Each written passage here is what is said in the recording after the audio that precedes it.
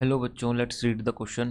The question says alkanes are called saturated hydrocarbon or paraffins and are very little reactive chemically. The carbon atoms involved in carbon-carbon bonds are sp3 hybridized. Only van der Waals forces of attraction are present in their molecules.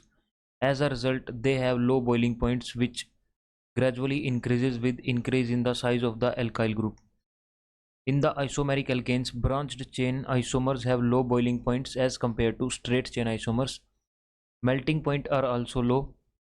The increase in the value of melting point in moving from a molecule with even carbon atom to the next member with odd carbon atoms is quite high as compared to the value in moving to the next member with the odd carbon atoms, which is incorrect comparison of boiling point of alkanes.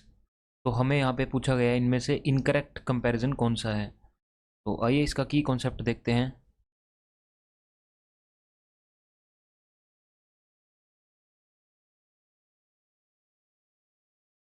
तो हमारा की concept होगा relation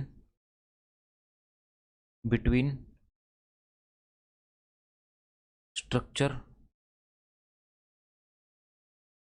and boiling point in alkanes.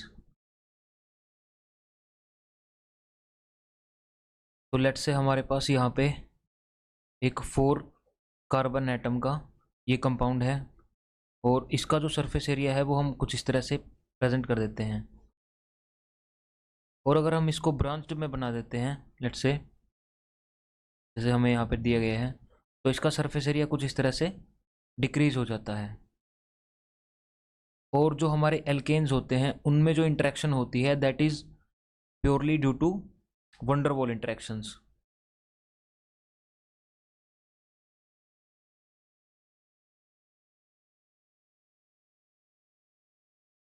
और van der Waal interaction purely depends upon surface area. तो अगर surface area decrease होगा तो van der Waal interaction decrease होंगी।